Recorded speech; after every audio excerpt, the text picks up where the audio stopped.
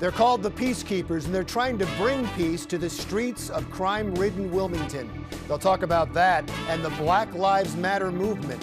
This is the Delaware Way.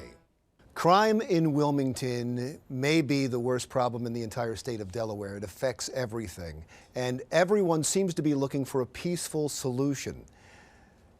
The Peacekeepers are such an organization that's looking for a peaceful solution. I'd like to introduce to you Lamont X and Brother Bilal Hawkins. That's correct. Brother Bilal Hawkins, who are with the Peacekeepers in Wilmington. Before we continue in the conversation, what are the Peacekeepers?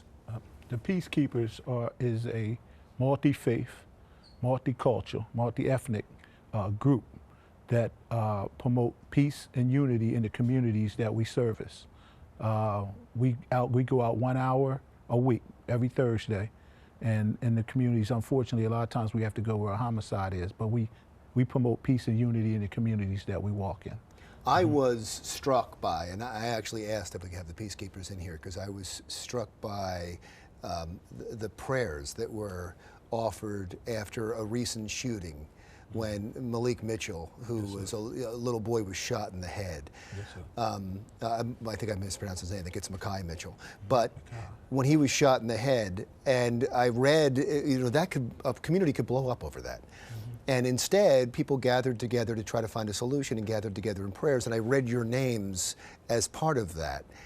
Do you respond to every shooting in Wilmington? Do you respond to help try to keep the peace? Every shooting. Sometimes we go out on our own on off nights also. Every shooting, because every life matters. And well, it's interesting you said that.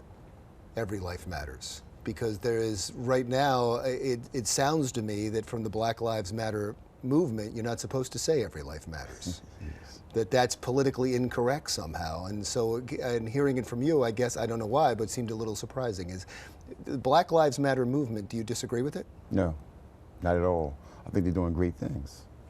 I'm quite sure there's some ones in their group that are vigilantes or offspreads of that organization. They give it a bad name, but there's bad apples in every organization. What do you think the movement means? The movement means it's making more people aware of the conflict which us as black individuals have went through over the years, constantly. I mean, we have a fear, a natural fear of police because of how they handle certain situations. I mean, we're not out there killing policemen. We respect them, but in return, we want them to respect us also. And there's a despicableness of the fact that you know the names of black lives that are killed by white police officers. Right. But you don't know the names of 27 people that might be killed in Chicago over the next weekend. You don't know the names of anybody that was killed in Wilmington. It's just not covered. Right. It's not covered. Right. So I would argue that all black lives matter, not just all lives matter, because only a certain few seem to matter because it goes towards an agenda. Right. Is that fair? Yes, I agree with that. And we have to still remember too the fact that in the what they call the hood, what people call the hood, most of the homicides are done by another black man. I'm just saying that, So we got to stop killing each other. But it's something underlying that people ain't just coming out of the wombs killing people. A lot of it has to do with the environment that the people live in. We're only a product of our environment, most people are. I could take a young child from out Greenville and bring him up in the neighborhood, and you'll see a different person. So it's a cause and effect. What we're looking at is the effect, but there's a cause behind all this also. I would argue, I think statistics prove this, that race has nothing to do with murder. No. Economics and opportunity has what has to do with murder. People turn to selling drugs, people turn to stealing, people turn to illegal activities to survive sometimes. And it's been with the Irish, and it's been with anybody who has been at the lowest end of the economic scale has turned to violence. The first law is what? Self-preservation.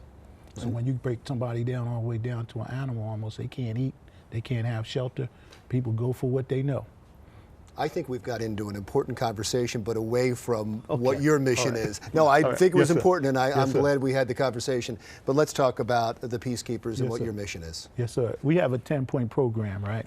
And I'm just going to start out with the first one. I'm not going to. Okay. But the main one is a spiritual awakening. That's our first point of our 10-point program. So we believe, our group is actually a multi-faith group. So you got Christians, you got Catholics, you got Muslims, we just have a collage of, Jewish. We have a collage of people that believe that root of it, a lot of it is a spiritual problem. So we say number one is the spiritual awakening, okay? And if people knew better, they would do better, okay? The other thing is that on the back of this, I was sharing with you how that we have something that we go by, we give it to the young brothers that's on the corners when we see them. It talks about how to deal with we going back to this, how to deal with the police with maximum safety. It just I saw that number one was don't resist arrest, which is the root of many of these shootings. Yes, it triggers a lot of things.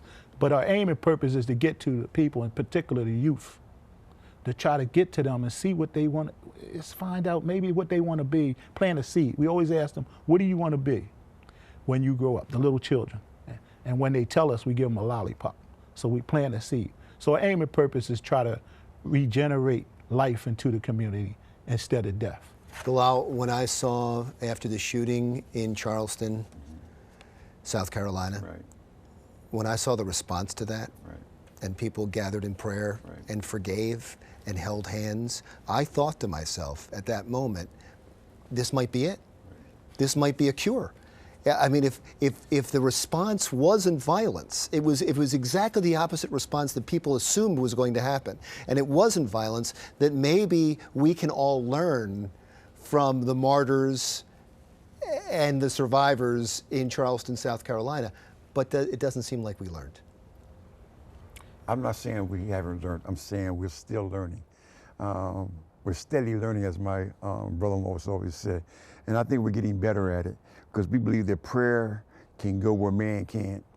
And prayer is a healing process. And one thing that in the hood we don't understand is that men got this idea that they're not supposed to cry. You know, it's a sign of weakness, but really crying is a sign of purification. You know, it's a cleansing process. So that's why we pray. And we believe in prayer. We believe in prayer. I just wish it would have. It just didn't seem like it worked in Charleston, and I thought that it might. I'll give you the last word. It's always like when something tragic happens, it's like a big thing at that moment. But about 2 weeks later, it's like people forget they got a short attention span, you know. But that's what we do. We do what we do for the last 9 years or so. We don't have a short attention span. So we keep on the move, even though crime is escalating, we keep on the move, brother. So, all right, thanks so much for coming in. I appreciate it. Lamont X, Brother Bilal Hawkins. Coming up next, the Community Legal Aid Society when the Delaware Way continues.